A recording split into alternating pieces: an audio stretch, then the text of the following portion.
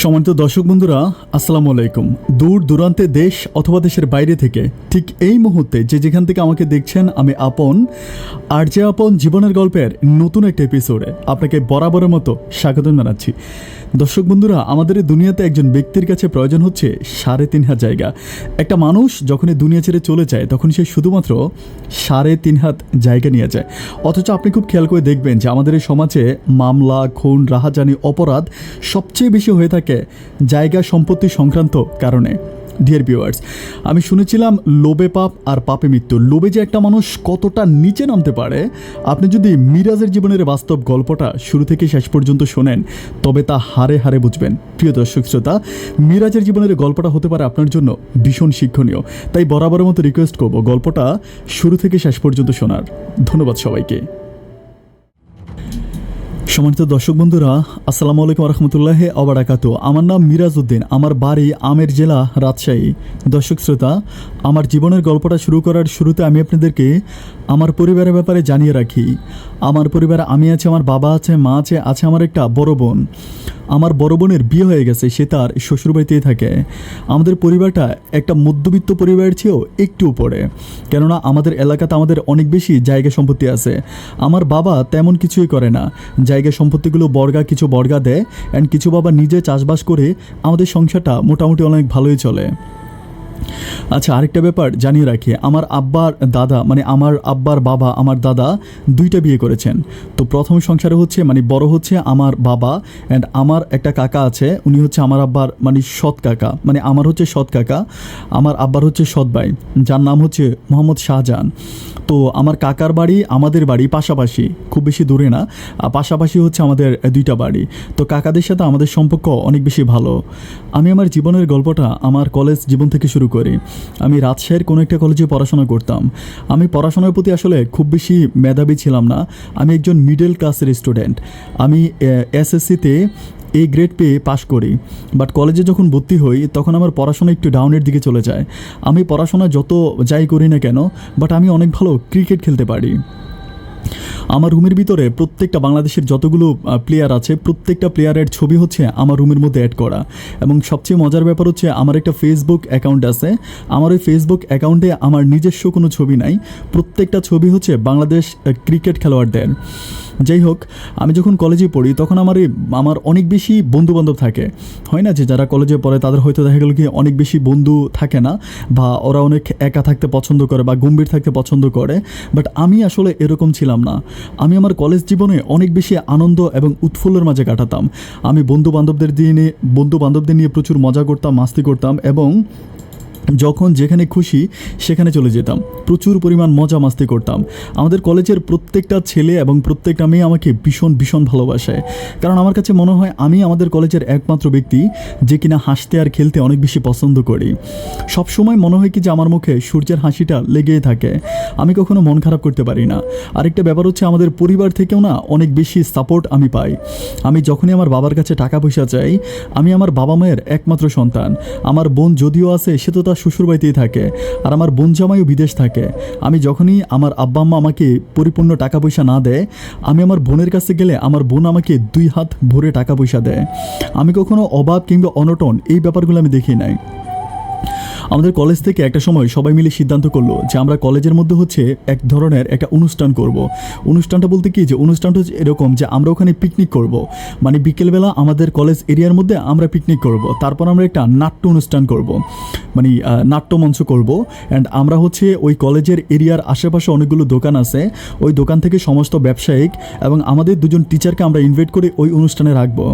যেমন কথা তেমন কাজ, আমরা সবার কাছ থেকে চাঁদা উঠাচ্ছিলাম, সবার কাছ থেকে 300 টাকা করে চাঁদা নিচ্ছিলাম। বাট 300 টাকা করে অনেক টাকা চাঁদা নেওয়া হলো, কিন্তু আমাদের এটা অনুষ্ঠানটা কমপ্লিট করার জন্য যে পরিমাণ টাকা দরকার সে পরিমাণ টাকা ওই চাঁদার মধ্যে আসে নাই। এরপরে আমাদের এলাকাতে যারা বড় ভাই আছে, ওই বড় ভাইদের কাছে গিয়ে খুঁজে টুচে মোটামুটি অনেকগুলো টাকা আমরা আর্ন করি। এরপরে আমরা আমাদের অনুষ্ঠানটা যথারীতি শুরু করি। একটা প্যান্ডেল সাজানো হয় অনেক বড় করে, অ্যান্ড হচ্ছে রান্নাবাড়া করার জন্য আমরা কোনো কিছুই কিনি নাই। প্রত্যেকটা ছেলে মেয়ে আসার সময় কেউ হাঁড়ি, কেউ পাতিল, কেউ গ্লাস, কেউ মগ, তারপর কেউ হচ্ছে চামচ, এটা সেটা নিয়ে এসেছি আমরা নিজেদের মতো করে। অ্যান্ড আমাদের খুব সুন্দরভাবে আমরা হচ্ছে অনুষ্ঠানটা শুরু করলাম। আমরা যখন অনুষ্ঠান শুরু করি তখন লাইক হচ্ছে প্রায় 2টার মতো বাজে। আমাদের প্ল্যানিং হচ্ছে আমরা 2টা থেকে রান্নাবান্না শুরু করব অ্যান্ড 5টা কি 6টার ভিতর আমাদের রান্নাবান্নার কাজ কমপ্লিট হয়ে যাবে অ্যান্ড এরপর আমরা সবাই মিলে খাবো। খাওয়া দাওয়া যখন আমরা করে ফেলবো অ্যান্ড সন্ধ্যা 7টা থেকে আমরা আমাদের নাট্যমঞ্চটা শুরু করব। তো এর আগে মানে আমরা যেদিন অনুষ্ঠান শুরু করি অনেকেই রান্নাবান্না নিয়ে প্রচুর পরিমাণ ব্যস্ত, মানে এরকমভাবে ভাগ করে দেওয়া হয়েছে। যারা নাটকে কাজ করবে তারা হচ্ছে নাটক করার জন্য রিএক্সেল করবে, প্রস্তুতি নেবে, আর রান্নাবান্না করার জন্য কিছু লোককে আলাদাভাবে দেওয়া হয়েছে, তারা রান্নাবান্না করবে। তো আমাকে বলা হলো যে আমি যেহেতু প্রচুর পরিমাণ হাসি বা আমি যেহেতু প্রচুর পরিমাণ আনন্দ ফুর্তি করতে পছন্দ করি, আমি যেহেতু অনেক বেশি মজা মাস্তিকর একটা ছেলে, তো আমাকে বললো যে তুই নাটকের মঞ্চে কাজ করবে। আমাকে নাটক করার জন্য তৈরি করা হলো। তো আমার সাথে নায়িকা দেওয়া হলো আমাদের কলেজেরই চুমকি নামের একটা মেয়েকে। ডিয়ার ভিউয়ার্স, আমি একটা ব্যাপার বলে রাখি, সেটা হচ্ছে যদিও চুমকি আমাদের এই নাট্যমঞ্চে নাটক করা একজন অভিনেত্রী, শুধুমাত্র টেম্পোরারি মানে একদিনের জন্য সে অভিনয় করবে, কিন্তু আমি আমার বুকে হাত দিয়ে বলতে পারি যে চুমকি আমার কাছে মনে হয় যে বাংলাদেশের সিনেমা জগতে, বাংলাদেশের নাট্য জগতে যতগুলা নায়িকা আছে তারই মাঝে চুমকি বেস্ট হবে। চুমকি যেমন লম্বা তেমনই সুন্দর, ওর চুলগুলো একেবারে ছেড়ে দিলে কোমর পর্যন্ত পড়ে, চোখ দুটো ভীষণ মায়া, মেয়েটার দিকে তাকালে যেন চোখের পলক পড়ে না, অপলক তার চোখের চাহনি। সব কিছু মিলিয়ে আমার কাছে মনে হয়, আমার কাছে নয় আমাদের কলেজের প্রত্যেকটা মানুষ বলে চুমকি হচ্ছে আমাদের কলেজের সবচেয়ে সুন্দর একটা মেয়ে। যাই হোক, সেদিন চুমকির সাথে হচ্ছে আমার রিএক্সেল শুরু হয়। আমরা একটা ক্লাসরুমের মধ্যে রিএক্সেল শুরু করি। তো আমাদের পার্টটা ছিল এরকম যে পার্টটা আমি একটু বলে রাখি, এটা হচ্ছে এরকম যে আমি চুমকিকে বিয়ে করেছি অ্যান্ড বিয়ে করার পরে আমার সংসারী জীবনে ঝামেলা হয়েছে অ্যান্ড ঝামেলা হওয়ার পরে আমি চুমকিকে হচ্ছে ডিভোর্স দিয়ে ফেলেছি। ডিভোর্স বলতে আমি মুখ দিয়ে তালাক বলে ফেলেছি। এরপরে গ্রামের অনুযায়ী চুমকিকে হচ্ছে দিতে হবে, হিল্লা বিয়ে দিতে হবে। আপনার যারা গ্রামের মানুষ তারা ব্যাপারটা খুব ক্লিয়ার বুঝবেন। হিল্লা বিয়ে মানে হচ্ছে যে আমি ভুল করে আমার বউকে তালাক এ কথাটা বলে ফেললাম যে আমি তোকে তালাক দিয়ে দিলাম, এরপর দ্বিতীয় কোনো ব্যক্তি তাকে বিয়ে করবে অ্যান্ড বিয়ে করে সেই ব্যক্তিটা যখন তাকে ছেড়ে দিবে অ্যান্ড আমি তখন ওই হাদিস বা কোরআন অনুযায়ী তাকে আবার বিয়ে করব। এটা বিশেষ করে মুসলিম রীতিনীতিতে অনেক ভালো পালন করা হয়। তো এইভাবে হচ্ছে আমাদের রিএক্সেলগুলো চলতেছে। তো আমি কোনোভাবেই হচ্ছে ওকে তালাক এই কথাটা বলতে পারি না। সবচেয়ে মজার ব্যাপার হচ্ছে যিনি আমাদেরকে শিখাচ্ছিলেন ওনার নাম হচ্ছে নিজামুদ্দিন। নিজামুদ্দিন হচ্ছে উনি আমাদের এলাকাতে এমনিও মোটামুটি নামী একজন ব্যক্তি। উনি আবার হচ্ছে মঞ্চ নাটক করতো, মধ্যবয়স্ক একটা লোক। তো নিজামুদ্দিন ভাই হচ্ছে আমাকে শিখাচ্ছিল, বাট আমি কোনোভাবেই হচ্ছে ওর সাথে যত কিছুই হোক না কেন, বাট আমি আমার মুখ থেকে ওকে তালাক কথাটা বের করতে পারতেছি না। তখন নিজাম ভাই আমার দিকে তাকে বলতেছে, কি রে তুই কি ওই মাইয়া কি সত্যি সত্যি তোর বউ, যে তুই তাকে তালাক কথাটা বলতে পারতেছিস না? আমি বলি, ভাই আমি না বুঝতে পারতেছি না যে আমি কেন তাকে তালাক কথাটা বলতে পারতেছি না। তুমি আমাকে বলে এভাবে করলে কিন্তু আমরা নাটক কমপ্লিট করতে পারবো না, তোকে যেটা বলেছি তুই সেটা কর, তুই ওকে তালাক কথাটা বল। তো যাই হোক, এরপরও উনি ধমকাধমকি করার আমি তাকে তালাক বললাম। বাট তালাকটা বলার পর ডিয়ার ভিউয়ার্স, আপনারা হয়তো বিশ্বাস করবেন না, নিজের বউকে তালাক দিলে একটা মানুষের মনে যেরকম কষ্ট হয় না, আমার ঠিক সেরকম কষ্টে আমার বুকের ভিতরে অনুভব করতে থাকে। আমাদের নাটকের মধ্যে গ্লিসারিন ব্যবহার করা হয় চোখের পানি আনার জন্য। তো আমার এখানে আমি যখন ওকে তালাক বলে দিলাম তখন ওরা কাটার জন্য কেটেছিল আর কি, যেখানে কাটবে, আর আমি চোখে গ্লিসারিন দেবো, তারপরে পানি আনবো। তো ও খুব কষ্ট পাবে, আমি খুব কষ্ট পাবো, বাট আমার চোখ থেকে এমনিই পানি পড়তেছে, আমার গ্লিসারিন দিয়ে চোখের পানি বের করতে হলো না। তো আমাদের নিজাম ভাই বলতেছিল যে বাবা আমার মনে হয় তুই মেয়েরে সত্যি সত্যি পছন্দ করিস। যাই হোক, এরপরে আমি তার সাথে নাটকের কাজ কমপ্লিট করি। আর আমি যখন নাটক ওর সাথে করি, বাট আমাদের এলাকার প্রত্যেকটা মানুষ ভীষণভাবে খুশি হয়। আমাদের দুজনের মাঝে এত বেশি ভালো বর্নিং হয়ে যায়, এত সুন্দর করে আমরা অনুষ্ঠানটাকে ফুটিয়ে তুলি, এত সুন্দর করে আমরা চরিত্রটাকে ফুটিয়ে তুলি, এটা আসলে বিশ্বাস করার মতো না। নর্মালি কোনো মানুষ দেখলে মনে করবে যে এটা যেন একেবারে চিরন্তন সত্য কোনো বাস্তব জীবন থেকে নেওয়া। যাই হোক, এভাবে এরপরেও নাটক শেষ হলো। তো নাটক শেষ হইতে মেবি ঘড়ির কাঁটা তখন সময়টা আনুমানিক প্রায় রাত 1টার মতো বেজে গেছে। আমরা খাওয়া দাওয়া করলাম, নাটক করলাম, সব কিছু কমপ্লিট করে আড্ডা করার পরে ঘড়িতে সময় প্রায় রাত 12টা থেকে 1টার মতো বেজে গেছে। তো সবাই মোটামুটি যে যার মতো চলে যাচ্ছে। বাট একটা সমস্যা হচ্ছে, আমাদের কলেজ থেকে চুমকিদের বাসাটা অনেক দূরে। চুমকিদের বাসাটা আমাদের কলেজ থেকে অনেক বেশি দূরে, ওর পক্ষে আসলে অত দূরে যাওয়া কোনোভাবেই সম্ভব না। আর আরেকটা ব্যাপার হচ্ছে, ওদের ওইখানে যাওয়ার আগে ওদের গ্রামে যাওয়ার আগে একটা বিশাল বড় হচ্ছে ফসলি জমি পড়ে। যারা গ্রামের মানুষ তারা হয়তো খুব ভালো করে চিনবেন। আমাদের গ্রামে যেরকম একটা বাড়ি থেকে আরেকটা বাড়ির মধ্যখানে, মানে একটা গ্রাম থেকে আরেকটা গ্রামের মধ্যখানে অনেক বেশি ফসলি জমি থাকে, আশেপাশে কোনো বাড়িঘর থাকে না, শুধু সুচুর একটা গ্রাম্য রাস্তা থাকে, গ্রামের মেঠোপথ যেটাকে বলে, শুধুমাত্র এরকম একটা রাস্তা আছে। তো আমাকে সবাই বলতেছিল যে এভাবে মেয়েটাকে আমরা, মানে এভাবে ওকে নিয়ে এই পথ দিয়ে যাওয়াটা ঠিক হবে না, কারণ এখানে সবসময় ডাকাতি হয়, চিন্তাই হয়, অনেক সময় ওইখানে মেয়েদের কাপড় চোপড় পাওয়া যায়, অস্ত্রশস্ত্র পাওয়া যায়। তো এই জন্য আমি রিস্কটা নিয়ে তাকে বললাম যে চুমকি, তুমি যদি কিছু না মনে করো, আমাদের ঘরে তো আমার বাবা মা দুজনেই আছে, তুমি আমাদের বাসায় থাকতে পারো। এটা বলার পরেও প্রথম দিকে একটু দ্বিমত পোষণ করে, কারণ হচ্ছে ও বলে যে ওর বাবা মা খুব বেশি টেনশন করবে।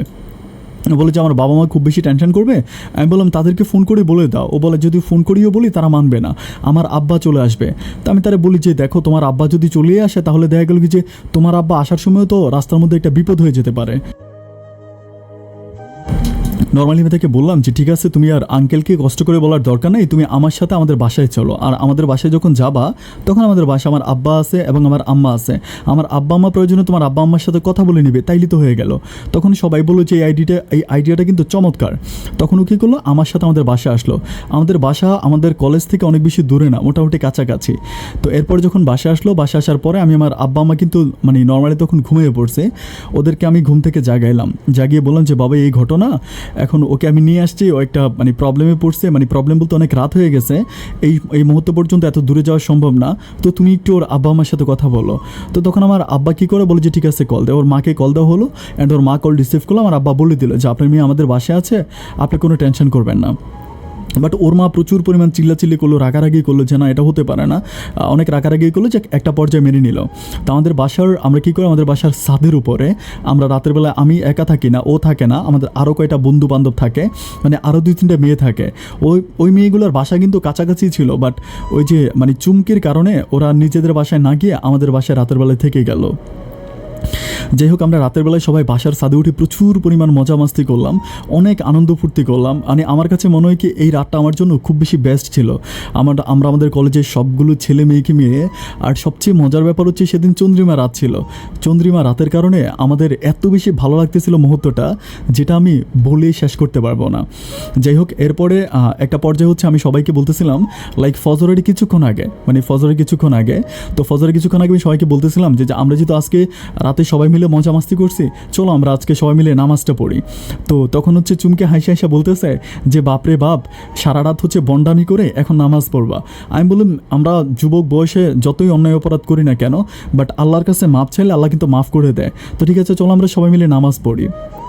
এরপরে মেয়েরা একটা পর্যায়ে মানে আমাদের একটা রুমে নামাজ পড়লো, অ্যান্ড আমরা ছেলেরা মানে যেমনি জমাত করে, মানে নামাজের জামাতের মতো আমরা একটা জমাত অনুষ্ঠান করলাম। তো নামাজ কমপ্লিট হওয়ার পরে সবাই হচ্ছে মোটামুটি নাস্তা রেডি করতেছি। আমার মাও ঘুম থেকে উঠছে, মাও নাস্তা বানাচ্ছে, অ্যান্ড আব্বা তো বাইরে থেকে হচ্ছে মানে অনেক বেশি লাইক হচ্ছে দোকানের অনেক মিষ্টি, তারপর হচ্ছে অনেক রকমের দোকানে তৈরি করা অনেক নাস্তা নিয়ে আসছে। বিকজ এখানে আসলে আমার মা তো একা বাড়িতে, আমার মায়ের পক্ষে আসলে ওভাবে রান্না বান্না করাটা হয় না, তো যার জন্য আবার দোকান থেকে সব কিছু নিয়ে আসে। তো আমরা সবাই মিলে হচ্ছে আমাদের ডাইনিংয়ে বসেই খাইলাম। বাট যদিও খাবারগুলো দোকান থেকে নিয়ে আসা হয়, এটা কোনোভাবেই বোঝা যায় না যেটা দোকানের খাবার। আব্বা এমনভাবে সুন্দর করে প্লেটের মধ্যে পরিবেশন করে দেয়। এরপর আমরা খাওয়া দাওয়া করতেছি। বাট খাওয়া দাওয়া করার পরে আমাদের মানে ওইখানে আমাদের একটা বান্ধবী ছিল, মানে আমাদের কলেজের একটা মেয়ে ছিল। ওই মেয়েটা বলতেছিল, চুমকিকে বলতেছিল যে চুমকি, মানে এরকম করে খোঁচা মারতেছিল বারবার। তো ওইখানে আমি বসে আছি, আর আমার বন্ধু বান্ধব সবাই বসে আছে টেবিলে। তো আমি বলতেছিলাম কি রে, তুই চুমকিকে খোঁচা কেন মারতেছিস? পরে বলে জানিস কী হয়েছে? আমি বলি কী হয়েছে? তো বলে যে আজকে না ও নামাজের বিছানায় বসে মানে নামাজ শেষ করে হাত তুলে মানে কি জানি গম্ভীরভাবে বলতেছিল, মানে এমনভাবে ও আল্লাহর কাছে মনে হয় কিছু একটা চাইতেছিল, ও মনে হয় ওর জীবনের সেরা জিনিসটা আল্লাহর কাছে চাইতেছিল। তাই আমি বললাম যে কী চাইতেছিল ওরা জিজ্ঞেস কর। বাট সবাই চুমকিকে জিজ্ঞেস করে, কিন্তু চুমকি বলে না। আমি জিজ্ঞেস করি যে তুমি আল্লাহর কাছে কী চাইছিলে বলো, সবাই বলে। ও বলে এরকম কথা বলতে হয় না, বললে আল্লাহ পূরণ করবে না। যাই হোক, এরকম করতে করতে নাস্তা কমপ্লিট হলো, ঘড়িতে সময় প্রায় 9টার মতো বেজে গেল। তোরা সবাই যাওয়ার জন্য প্রস্তুতি নিয়ে ওরা সবাই চলে যাবে। তো ওদেরকে বিদায় করে দিব আমাদের বাড়ির ঘাটা পর্যন্ত। ঘাটা মিন্স হচ্ছে মানে গ্রামের বাড়িতে একটা মানে বাড়ির সামনে একটা মানে বিশাল ছোট মাঠের মতো থাকে, ওই মাঠটাকে ঘাটা বল। ওই ঘাটার কাছে নিয়ে আসলাম। আনার পরে আমি সবাই চলে যাচ্ছে। বাট চুমকি তখন আমাকে বলতেছে, আমার এরকম হাতটা ধরে বলতেছে যে আমি কি তোমাকে একটা মানে কথা বলবো? আমি বললাম হ্যাঁ বলো। তো বলতেছে জানো আমি কারো কাছে না কথাটা বলতে চাই না, তোমাকেই বলতে চাই। আমি বললাম হ্যাঁ বলো। তো আমাকে একটু মানে অন্যদের কাছ থেকে একটু আলাদা টান দিয়ে নিয়ে গেল। টান দিয়ে নিয়ে বলতেছে যে আমি আল্লাহর কাছে কী চেয়েছিলাম ফজরের নামাজ পড়ে জানো? আমি বলি কী চেয়েছিলা? ও বলে আমি তোমাকে চেয়েছিলাম। আমি তখন একরকম হাসি দিয়ে ফেলাম, না আমাকে চেয়েছো মানে? ও বলে আমি সত্যি তোমাকে চেয়েছি। আমি বললাম মানে আমি না তোমার কথাটা বুঝতে পারি নাই। ও আমাকে বলে যে সব কথা পরে বলবো, আজকে না কালকে কলেজে আসলে কথা হবে, এটা বলেও চলে যায়। বাট বিশ্বাস করেন আমি রাতের বেলায় একটা ফোঁটা ঘুমাইতে পারি নাই। সারাটা রাত আমার বারবার এই কথাটাই মনে পড়তেছিল যে ও নামাজের বিছানায় বসে আমাকে চেয়েছে। আমি এই ব্যাপারটা কোনোভাবেই মানতে পারতেছি না। মানে আমি কেন তাকে আমার মনের কথাটা বলে দিলাম না? কারণ আমিও তো তাকে মনে মনে পছন্দ করি। এটা কেন বলে দিলাম না, আমার নিজের কাছে অনেক বেশি আফসোস হচ্ছে। তো ও তো আমাকে বলেছে যে বিকালবেলা এসে ও আমাকে সব কথা বলবে। যথারীতি যখন বিকাল হয় মানে সরি এর পরের দিনও আমাকে সব কথা বলবে। এরপরের দিন যখন আমি কলেজে যাই আমি থেকে বারবার জিজ্ঞেস করি যে চুমকি তুমি কী বলতে চাইছিলে, আমাকে একটু বলো না। আর যতভাবেই বলি ও মানে হাসে, বলে পরে বলবো করেও ঘোরাচ্ছে। এরপরে আমি এভাবে 2-3 দিন যাওয়ার পর একদিন আমি তাকে নিজেই ধরে বললাম। আমি বললাম আচ্ছা আমি না তোমার ব্যাপারটা বুঝতে পারতেছি না। মানে তুমি বললা যে তুমি নামাজের বিছানা আমাকে চেয়েছো, এখন কেন বলতে চাচ্ছ না? আমাকে বলে যে আমি না সব কথা মুখে বলি না, কিছু আকার ভঙ্গিতে প্রকাশ করি। তখন আমি বুঝতে পারলাম যে ও আমাকে ভালোবাসে। আমি বলি, আমি ওর হাতটা ধরে বলি কি আমি কি জানো চুমকি, আমিও না আল্লাহর কাছে প্রার্থনা করি আমরা যে নাটকটা করেছিলাম এই নাটকটা যাতে কখনো মানে এই নাটকটা যদি বাস্তব হতো তাহলে কতই না ভালো হতো। তখন আমার দিকে বড় বড় চোখ করে তাকায় বলে, ও আচ্ছা বাস্তব হলে তুমি আমাকে তালাক দিয়ে দিতা? আমি বললাম না ওই তালাকের সিনটা ছাড়া বাকি সবগুলো সিন যদি হতো তাহলে কতই না ভালো হতো। যাক, এরপর থেকে আমাদের দুজনের মাঝে একটা মধুর প্রেম সম্পর্ক হয়। তো সম্পর্ক হওয়ার পরে আমি একটা ব্যাপার খুব খেয়াল করে দেখি যে আমাদের সম্পর্কটা প্রায় 2-3 মাসের মতো অনেক গভীর থাকে। ও আমাকে বোঝে, আমি ওকে বুঝি। বাট 2-3 মাস পরে একটা ব্যাপার মানে কেমন জানি হয়ে যায় যে আগে যেরকম আমার প্রতি ওর ভালোবাসা বা টান ছিল এটা দিনের পর দিন একটু কমে যাচ্ছে। কেন কমে যাচ্ছে আমি নিজেও বুঝতেছি না। আর আমি ওর যে অন্য বান্ধবীগুলো আছে তাদের সাথে আলাপ আলোচনা করি যে কেন তোরা চেঞ্জ হয়ে যাচ্ছে, কেন পরিবর্তন হয়ে যাচ্ছে। সবাই বলে যে কেন হয়ে যাচ্ছে এটা তো বুঝি না, বাট ওর মাঝে ইদানিং ধরে অনেক পরিবর্তন দেখতে পাচ্ছি। তখন আমি মনের মাঝে অনেক বেশি কষ্ট লাগে, মানে কেন ও এতটা পরিবর্তন হয়ে গেল আমি এটা মোটেও বুঝতে পারি না।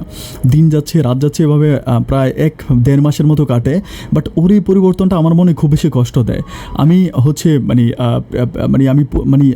যাচাই করতে থাকি যে ও কেন এভাবে পরিবর্তন হয়ে গেল। তো ওর একটা বান্ধবী থাকে, ওই মেয়েটাকে আমি বলি, যার নাম হচ্ছে কুলসুম। আমি কুলসুমকে বলি যে কুলসুম কেন মানে চুমকি এভাবে পরিবর্তন হয়ে গেল, তুমি আমাকে একটু ডিটেলসে ওর সাথে গিয়ে পাশে থেকে আমাকে একটু খোঁজখবরটা দিতে পারবা? তখন আমাকে কুলসুম বলতেছে যে ভাইয়া আমি আসলে মানে সব কথা বলতে চাই না, মানে আপনি কষ্ট পাবেন এই জন্য আমি কথাগুলো আপনার কাছে স্কিপ করি। আমি বললাম আজব ব্যাপার, আমি তোমাকে সেদিন যখন জিজ্ঞেস করলাম তুমি বললা যে তুমি কিছুই জানো না, আর আজকে আমাকে বলতেছো যে আমি কষ্ট পাবো বলে তুমি কথাগুলোকে স্কিপ করতেছো।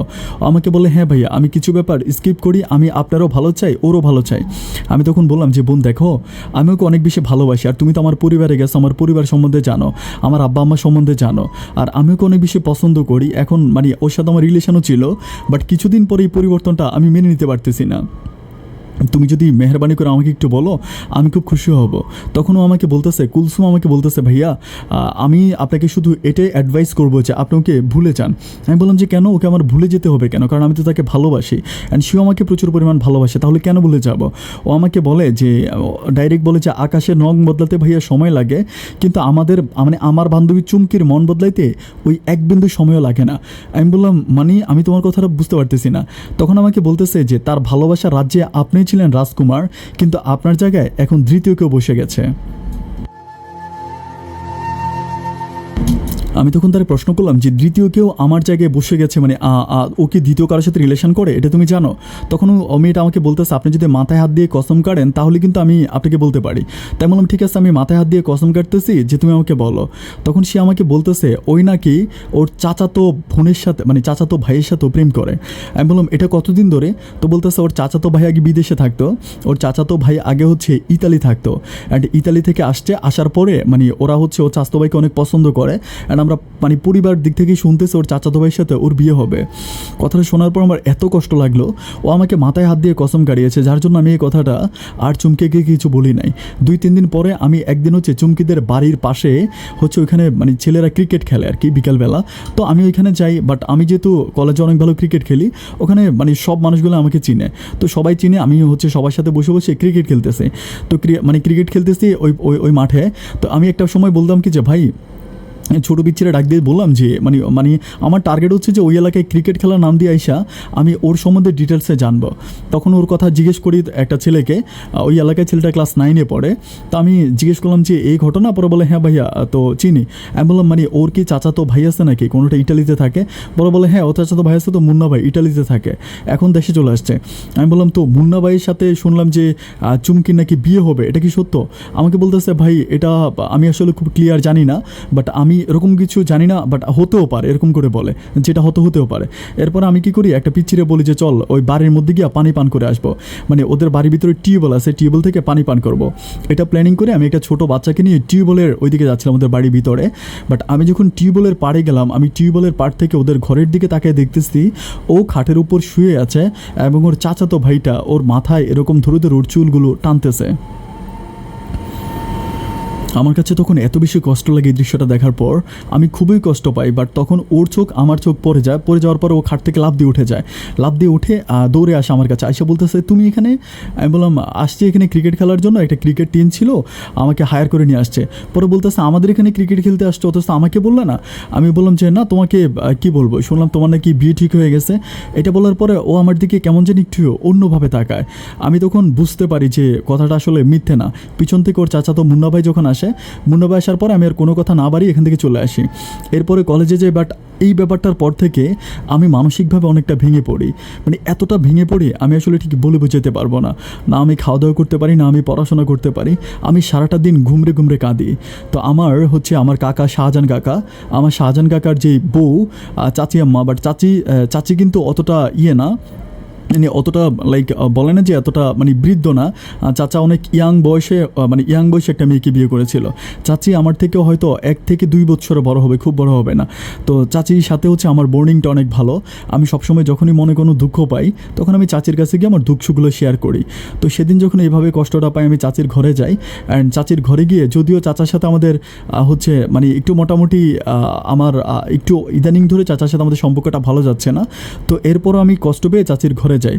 ঘরে গিয়ে আমি চাচির কাছে আমি দুঃখের কথাগুলো বলি। আমি নিজেই বলি যে চাচি দেখেন এত ভালোবাসতাম মেয়েটাকে, এত বেশি ভালোবাসতাম যে আপনাকে ভাষায় প্রকাশ করতে পারবো না, অথচ শেষ পর্যন্ত শুনলাম যে এই ঘটনা। এই কথাগুলি চাচির কাছে বলি, বাট চাচি আমাকে প্রচুর পরিমাণ সান্ত্বনা দেয়। আমাকে বলে তুমি মন খারাপ করিও না, এরকম হয়ে থাকে, এই মেয়ে গেছে তো কী হয়েছে, আরও কত ভালো ভালো মেয়ে আসবে, আরও কত মেয়ে আসবে। আমি চাচিকে বারবার একটা কথাই বলি, চাচি দেখেন আসমান থেকে কোনো একটা হুরো যদি নেমে এসে আমাকে গ্রহণ করে চাচি, আমি না আমার মন থেকে কোনো দিন চুমকিকে মুছতে পারবো না, আমি তাকে অনেক বেশি ভালোবাসি। এইটা বলে আমি চাচিকে একরকম জড়ায় ধরে কান্নাকাটি করি, মানে প্রচুর পরিমাণ কান্না করি। তো চাচি আমাকে বলে তুমি মন খারাপ করো না, সব কিছু ঠিক হয়ে যাও, আমাকে প্রচুর পরিমাণ বোঝায়।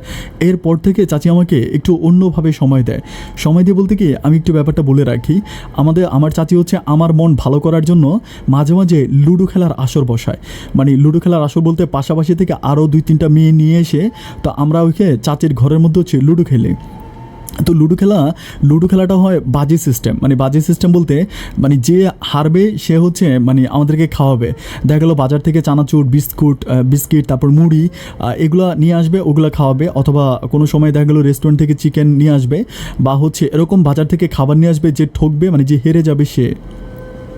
তো এরকম করে চাচি আমাকে মানে চাচি কী করে প্রতিদিন ওনার হচ্ছে বাড়ির ভিতরে এরকম মুড়ির মানে এরকম হচ্ছে খেলার আসর বসায়। তো খেলতে খেলতে আমার চাচির সাথে একটা ঘনিষ্ঠ সম্পর্ক হয়ে যায়। মানে ঘনিষ্ঠ সম্পর্ক বলতে চাচি আমাকে যথেষ্ট বুঝে, আমিও বুঝি, আমাদের দুজনের মাঝে অনেক ভালো একটা বর্নিং হয়। এরকম করে অনেক দিন যাওয়ার পরে আমাদের বাড়ি থেকে খুব বেশি দূরে না, আমার কলেজ এরিয়াতে একটা পার্ক বানায়, পার্কটা অনেক সুন্দর। মানে নর্মালি হচ্ছে আমি একটু বলে রাখি যে মানে উপজেলাগুলোতে যেরকম পার্ক হয় না যে মানে বাচ্চাদের খেলার জন্য ওই রকম, বাট এই পার্কের ভিতরে একটু লাইক ঝোপঝাড় আছে, তারপরে হচ্ছে একটা পুকুর পাড় আছে, মানে ওইগুলোতে প্রেমিকারা কপতিরা বসে থাকে। তো যাই হোক ওরকম একটা প্লেসে বিকালবেলা আমি চাচি আমাকে নিজে নিয়ে যায়। বলে যে চলো তোমার নিয়ে ওই জায়গাগুলোতে ঘুরতে যাব, যেহেতু নতুন করে একটা পার্কটা বানাইছে তাহলে তোমাকে নিয়ে ঘুরবো। 100 টাকা ছিল পার্কের টিকিট, 100 টাকা করে 200 টাকা দিয়ে টিকিট কাটি, অ্যান্ড আমি আর চাচি হচ্ছে ভিতরে ঢুকার পরে চাচি আমাকে নিয়ে পুরোটা পার্ক ঘুরে বেড়ায়।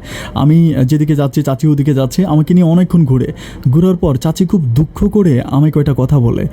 দুঃখ করে কথাগুলো বলে, আমি তখন চাচির কথাগুলো শুনি। আচ্ছা, আমি আরেকটা ব্যাপার বলে রাখি, আমার চাচা কিন্তু আগে বিদেশে থাকতো, সৌদি আরবে থাকতো, বাট সৌদি আরবে অনেক টাকা পয়সা কামাই করছে, ওনার অনেক টাকা পয়সা আছে। তো চাচি কিন্তু অনেক বড় লোক, মানে চাচির পরিবারও কিন্তু অনেক বড় লোক, ও উনিও কিন্তু অনেক বেশি পয়সাওয়ালা। তো এরপরে চাচি মানে দুঃখ করে আমার কাছে এই কথাগুলো বলতেছে যে কত স্বপ্ন ছিল যে আমার হাজব্যান্ডের মানে মাথা ভর্তি চুল থাকবে, আমার হাজব্যান্ড দেখতে অনেক বেশি সুন্দর হবে, অনেক বেশি স্মার্ট হবে, অনেক সুন্দর করে কথা বলবে, কথার মাঝে অনেক মায়া ভালোবাসা থাকবে, প্রতি বিকালে আমাকে নিয়ে ঘুরতে যাবে, সন্ধ্যা রাতে আমাকে নিয়ে খোলা আসমানের নিচে বসে থাকবে, গভীর রাতে আমাকে নিয়ে রেস্টুরেন্টে খেতে যাবে, আমাকে নিয়ে বৃষ্টিতে ভিজবে। এরকম অনেকগুলো স্বপ্ন আমার মাঝে ছিল। কিন্তু দেখো আমার কপালটা কতটা খারাপ হয়ে গেল। আমি তখন বললাম যে কেন, আমি তো মানে শাহজাহান কাকাকে দেখি যে আপনাকে অনেক বেশি সময় দিয়ে সব কিছুই দেয়। তো চাচি আমাকে বলে যে যতই সময় দেখ, কিন্তু কেন জানি আমার কাছে মনে হয় যে তোমার চাচার সাথে আমার দিনগুলো ভালো কাটবে না।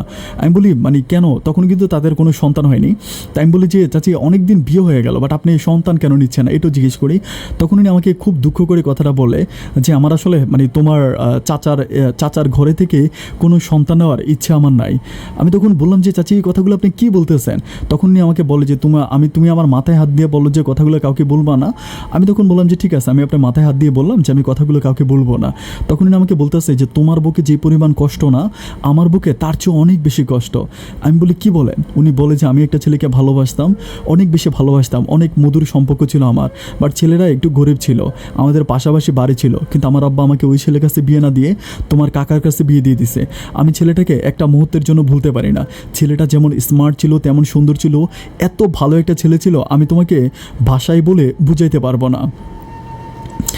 আমি তখন আমার চাচিকে বললাম যে চাচি আপনার সাথে আজকে এতটা বৎসর আমরা থাকতেছি, বাট কোনো দিন আমি এটা স্বপ্নও চিন্তা করতে পারি না যে আপনার মনে এত কষ্ট জমা আছে।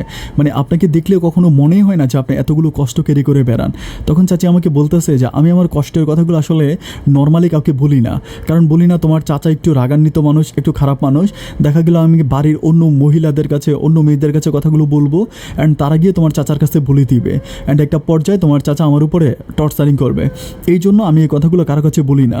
আমিও তখন খুব অবাকভাবে মানে চাচির কথাগুলো শুনি যে আমি চাচিকে ব্যক্তিগতভাবে যতটুকু চিনি, আজকে প্রায় চাচির বিয়ে হয়েছে 2 বছরেরও বেশি, বাট এই 2 বছরে আমি কখনো চাচির মাঝে সেট কোনো মোড দেখি নাই যে মন খারাপ করে থাকা বা গম্ভীরভাবে থাকা, ওরকম কোনো কিছু দেখি নাই। বাট হঠাৎ করে যখন চাচির মুখে এই কথাগুলো শুনতেছি, আমার কাছে মনে হয় আমি যেন অন্য কোনো একটা পৃথিবীতে হারিয়ে যাচ্ছি। তো আমি তখন বলি যে চাচি ঠিক আছে, তাহলে মন খারাপ করে কী হবে? তখন উনি আমাকে বলে যে তুমি আমার চাচি না বইলা যদি তুমি আমার নাম ধরে বলো আমি খুব খুশি হব। আমি বললাম মানে নাম ধরে কেন বলবো? উনি আমাকে বলে আচ্ছা বলো তো, আমাকে চাচি বলে ডাকার মতো বয়সটা কি আমার হয়েছে? মানে তুমি যখন আমাকে চাচি বলে ডাকো, তোমার মতো এত বয়স্ক একটা ছেলে আমাকে যখন চাচি বলে ডাকো, তখন আমার নিজের কাছে অনেক বেশি লজ্জা লাগে। আমি তখন বলি যে তাহলে আমি কী বলে ডাকলে আপনি খুশি হবেন আমাকে বলেন তো? তখন উনি আমাকে বলে যে তুমি যদি আমাকে সালমা বলে ডাকো আমি তাতেই খুশি হব। ওনার নাম ছিল সালমা। তা আমি বলি ঠিক আছে, আমি তাইলে মানে সালমা বলে ডাকবো। তো বলে যে সব জায়গায় ডাকার দরকার নাই, তোমার চাচার সামনে আমাকে চাচিই বইলো, আর চাচা যখন থাকবে না, একা কোনো জায়গায় থাকবে, তখন সালমা বলে ডাকো। এরপর আমি ওনাকে হচ্ছে পার্কে ওনার সাথে সারাটা বিকেল ঘুরি, অ্যান্ড সালমা বলে ওনাকে সম্বোধন করি। সন্ধ্যার দিকে আমি ওনাকে নিয়ে, আমাদের এখানে হচ্ছে ছোটো একটা রেস্টুরেন্ট আছে, মানে ওরকম চাইনিজ রেস্টুরেন্ট না, বাট থাই স্যুপ, তারপর হচ্ছে বিভিন্ন রকমের খাবারগুলো হচ্ছে ওইখানে থাকে। তো আমি চাচিকে নিয়ে হচ্ছে ওইখানে চাইনিজ খাইলাম। চাইনিজ খাওয়ার পরে আমি ওনাকে বললাম যে মানে আপনি কি এখন বাসায় যাবেন নাকি কোথায় যাবেন? পরে আমাকে বলতেছে আমি তো তোমার মানে আমি এখন আর বাড়িতে যাব না, আমি হচ্ছে আমার বাপের বাড়িতে যাব। আমি বলি আপনার বাপের বাড়িতে যাবেন, আপনি কোনো কাপড় চোপড় নিয়ে আসে নাই, আর চাচাও তো ব্যাপারটা জানে না। উনি আমাকে বলে যে তোমার চাচা জানে, বাট তোমার চাচার টাইম নেই তো আমাকে দিয়ে আসার জন্য, এই জন্য মানে তুমি যদি একটু কষ্ট করে আমাকে দিয়ে আসো তাহলে আমার জন্য খুব ভালো হয়। আমি বললাম ঠিক আছে, কোনো সমস্যা নেই, আমি আপনাকে দিয়ে আসবো। এরপরে আমি কী করি, চাচিকে ওনার বাড়িতে দিয়ে আসি, ওনার বাড়িতে। এরপরে ওনাদের বাড়িতে থাকে। বাট চাচা ওই সময় মানে আমাদের হচ্ছে ওই চাচা কিন্তু আবার অনেক বেশি জায়গা সম্পত্তি ছিল ওনার, মানে আমার আব্বার যেমন জায়গা ছিল আমার চাচারও ওরকম জায়গায় ছিল। তো চাচা করে কি ওই জায়গা সম্পত্তিগুলো, আরেকটা ব্যাপার আমি বলে রাখি, আমার আব্বার যে পরিমাণ জায়গা আমার চাচা কিন্তু সেই পরিমাণ জায়গা মানে পায় নাই বলতে আমাকে কিছু জায়গা আমার আব্বা নিজে মানে আমার দাদা নিজে আমার বাপের নামে লিখে দিয়ে গেছে এই জায়গাগুলো। বাট এটা নিয়ে আমার চাচার সাথে আমার আব্বার মোটামুটি একটু কঠিনভাবে মনোমালিন্যতা চলতেছে। এটা নিয়ে কয়েকদিন ধরে আমার চাচার সাথে আমার আব্বার অনেক ঝগড়া। যাই হোক, এভাবে যাওয়ার পরে চাচিকে আমি দিয়ে আসলাম ওনার বাড়িতে। বাট উনি আমাকে এয়ারপোর্ট থেকে কন্টিনিউ কল দেয়, মানে আমাকে কল দিয়ে উনি বিভিন্ন রকমের দুঃখ সুখের কথা বলে, আমি কি করি, খাইছি কিনা, ঘুমাইছি কিনা। মানে আমার চাচি আমার উপরে একটু ওভার টেক কেয়ার, মানে আমার উপরে আগে যেভাবে টেক কেয়ার করতো বাট ইদানিং একটু ওভার টেক কেয়ার, মানে সবসময় মানে আমার সাথে কথা বলে। অ্যান্ড এমনও হয়েছে মানে রাত 1টা 2টা পর্যন্ত উনি আমার সাথে কথা বলে। আমার কাছে কিন্তু ব্যাপারগুলো খুব বেশি খারাপ লাগতেছে না এই মর্মে, কারণ ওই সময় কিন্তু আমি আমার ভালোবাসার মানুষ চুমকিকে হারিয়েছি। অ্যান্ড চুমকিকে হারানোর পর থেকে আমার দিনগুলো অনেক বিষণ্ণতায় কাটে। তো হঠাৎ করে চাচির এই সাপোর্টটা পাওয়ার পরে আমার নিজের কাছে অনেক বেশি ভালো লাগতেছে। এরপর থেকে আমি কন্টিনিউ চাচির সাথে দিন রাত মিলিয়ে কথা বলি, যখনই সময় পাই চাচির সাথে কথা বলি। অ্যান্ড উনি আমাকে ভিডিও কল দেয়, আমিও ভিডিও কল দিই। মাঝে মাঝে পুকুর পাড়ে এখানে সেখানে আমরা ঘুরতে যাই। কিছুদিন পরে চাচি আমাকে বলতেছে যে ওনাদের বাড়িতে নাকি ওনার একটা দূর সম্পর্কের আত্মীয়র বিয়ে। তাই আমি বললাম দূর সম্পর্কের আত্মীয়র বিয়ে তো আপনি মানে আপনার ইয়েকে নেবেন না, আপনার মানে দূর সম্পর্কে বলতে আমি ব্যাপারটা বলে রাখি, ওনার মানে একটা বান্ধবী ছিল, ওনার একটা বান্ধবীর বিয়ে। তো আমাকে বললো যে, আমি বললাম যে আপনার বান্ধবীর বিয়ে আপনি কি আপনার মানে জামাইকে নেবেন না, কাকাকে নেবেন না? তখন আমাকে বলতেছে না, তোমার কাকাকে নিব না, তুমি যদি একটু আসো আমি খুব খুশি হব। তাই আমি বললাম যে মানে আমি কেন যাব? পরে বলতেছে আসবাই না, সমস্যা কি, আসলে আমরা বিয়েতে যাবো একসাথে। তো উনি যখন আমাকে খুব বেশি রিকোয়েস্ট করে, আমি বললাম, আমাকে আবার এটাও বলে দেয় যে এই কথাটা তুমি তোমার চাচাকে বলবা না। তো আমি ব্যাপারগুলো চাচাকে বলি না, যেহেতু উনি যেটা নিষেধ করে আমি সেটা আর অন্য কাউকে বলি না। এরপরে আমি যখন ওই বিয়েতে যাই, মানে ওনার বাড়িতে যাওয়ার পরে ওই বিয়ের অনুষ্ঠানে আমি যাই। তো বিয়ের অনুষ্ঠানে যাওয়ার পরে ওইখানে অনেক মানুষ থাকে, তো অনেকের সাথে উনি কথা বলে। এই একটা ঘরের ভিতর আমি দেখি, মানে বিল্ডিংয়ের একটা রুমের ভিতরে অনেকগুলো মহিলা, মানে অনেক মেয়ে এভাবে হচ্ছে বসে আছে। ওইখানে যাওয়ার পরে আমার চাচিকে সবাই জিজ্ঞেস করতেছিল যে কী ব্যাপার, মানে আমরা সবাই হচ্ছে আমাদের স্বামীকে নিয়ে আসছি, তোমার স্বামী আসে নাই? যখন এটা বলে তখন চাচি আম্মা মানে প্রথমত একটু চুপ হয়ে যায়। চুপ হয়ে যাওয়ার পরে চাচি আম্মা বলে যে হ্যাঁ, আমি তো আমার স্বামীকেও নিয়ে আসছি। তখন একটা মহিলা ওইখানে জিজ্ঞেস করতেছে, কই তোমার স্বামীকে তো আমি এ পর্যন্ত দেখলাম না, মানে তোমার স্বামী বিদেশ থেকে শুনছিলাম, তো তোমার স্বামীকে একটু দেখলে ভালো হতো। তখন আমার চাচি আমার দিকে আঙ্গুলটা দিয়ে বলতেছে যে আমি নাকি তার স্বামী।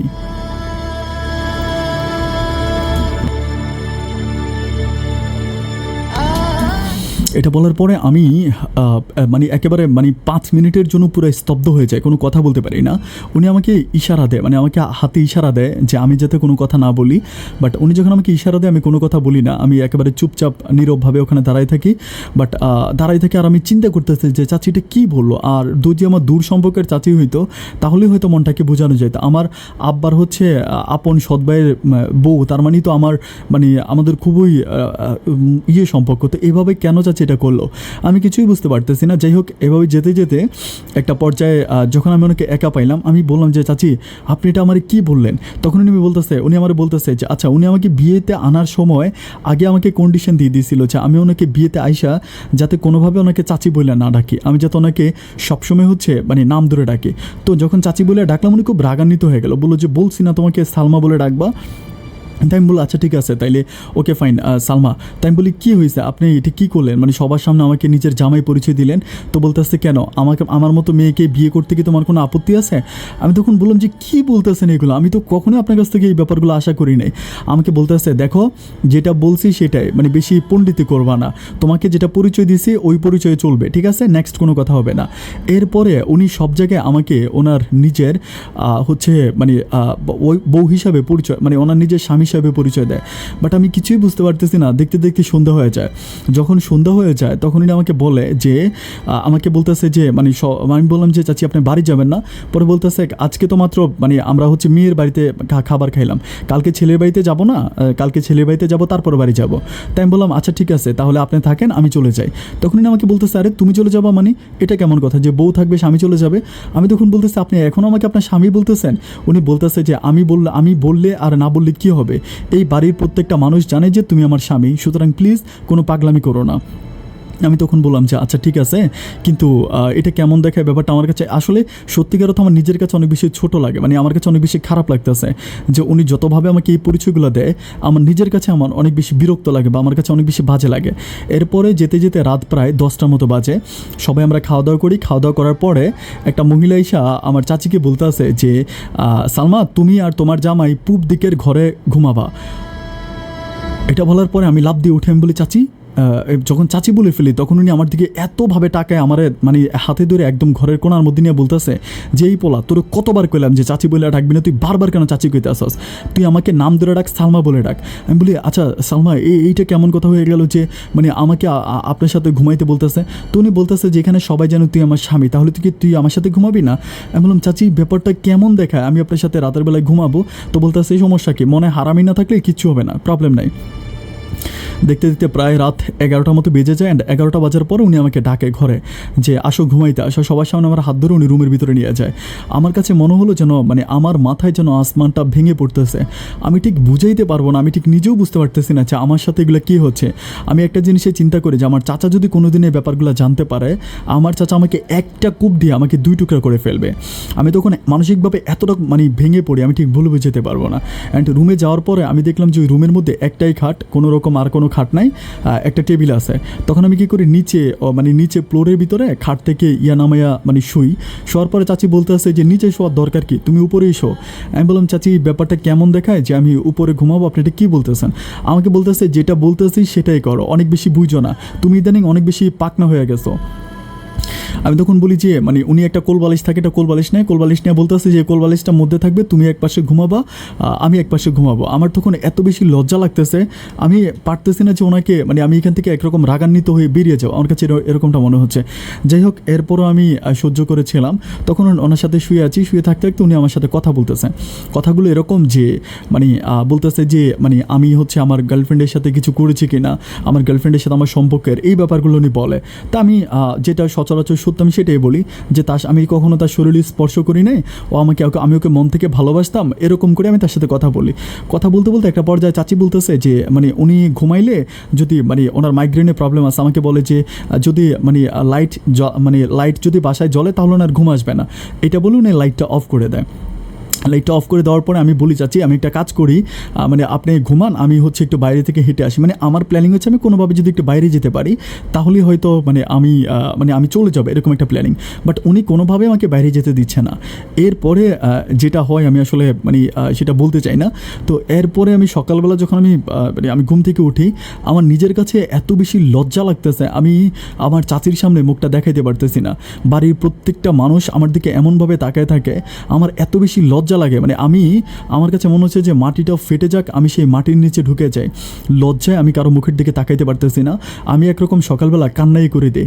যাই হোক, চাচি আমার মাথায় হাতটাত বলে দিতেছে যে ঠিক আছে, কোনো প্রবলেম নেই, ঠিক হয়ে যাবে। এটা বলার পর আমি আর ওখানে থাকি না, আমি সবাইকে বলে আমি ওই ছেলের বরপক্ষ আসবে এটার জন্য মেয়ের বাড়িতে ছেলের বাড়িতে যাব, এটা নিয়ে অপেক্ষা না করে আমি সাথে সাথে ওইখান থেকে চলে আসি।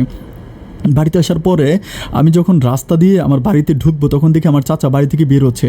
আমাকে জিজ্ঞেস করতেছে কিরে কই গেছিলি? আমি বললাম যে না কোথাও যাই নাই, এইখানে। পরে বলতেছে তোরা আজকে 2 দিন ধরে দেখতেছি না, তোর মা বলতেছে কই নাকি বিয়ে খাওয়ার জন্য গেছিস? আমি বললাম না কোথাও যাই না। এটা বলে আমি একরকম চাচার কাছ থেকে পাশ কেটে চলে আসি। বাট আমার তখন আমি এরপর থেকে আর কোনোভাবে চাচার সামনে যেতে পারি না। ওনার সামনে গেলে আমার এত খারাপ লাগে, আমার কাছে মনে হয় যে আল্লাহ এই বুঝি না আমাকে জিজ্ঞেস করে ফেললো, এই বুঝি না আমাকে বলে ফেললো যে এরকম প্রচুর পরিমাণ আমার কষ্ট হয়। বাট কন্টিনিউ চাচি আমাকে কল দিয়ে যাচ্ছে, কন্টিনিউ এরপর থেকে আমি কোথায় আছি কী করতেছি, এবং চাচির আমার সাথে ব্যবহারগুলো একেবারে স্বামী স্ত্রীর মতো, একেবারে স্বামী স্ত্রী যেভাবে কথা বলে এভাবে কথা বলে।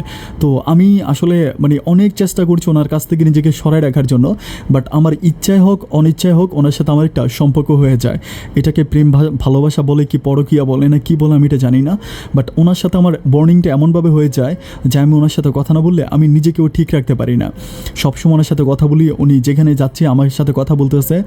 এরপরে কয়েকদিন পর উনি আমাকে আবারও কল দেয়, আমাকে কল দিয়ে ওনাদের বাড়িতে আবারও যাইতে বলে। তো যখন যাইতে বলে আমি ওনাদের বাড়িতে যাই, ওনাদের বাড়িতে যাওয়ার পরে উনি আমাকে নিয়ে মার্কেটে যায়। মার্কেটে গিয়ে উনি আমাকে অনেক কাপড় চোপড় কিনে দেয়। মানে আমার কাছে মনে হয় না যে কখনো উনি আমার চাচাকে কখনো মার্কেটে নিয়ে আমার চাচাকে কখনো এরকম কাপড় চোপড় কিনে দিতে, মানে ওনার পছন্দের যত দামি দামি এক্সপেন্সিভ জিনিসগুলো আছে মার্কেটের, একেবারে দামি দামি কাপড় চোপড়গুলো উনি আমাকে কিনে দেয়। অ্যান্ড কিনে দিয়ে আমাকে অনেকভাবে মানে বুঝায়, তারপর রেস্টুরেন্টে নিয়ে যায়। নিয়ে আমি রেস্টুরেন্টে যাওয়ার পরে আমি একটা ব্যাপার চিন্তা করি, আমি কিন্তু তখন চাচিকে আর চাচি বলে ডাকি না, আমি সবসময় সালমা বলে ডাকি এবং তুমি করে সম্বোধন করি।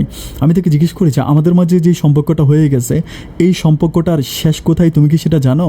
তখন উনি আমাকে বলতেছে যে কোনো পৃথিবীতে এমন অসংখ্য সম্পর্ক আছে যে সম্পর্কের কোনো ভবিষ্যৎ নাই, যে সম্পর্কের কোনো ফিউচার নাই, তারপরেও কিন্তু এই সম্পর্কগুলো কন্টিনিউ চলে যায়, এই সম্পর্কগুলো শেষ হয়ে যায় না।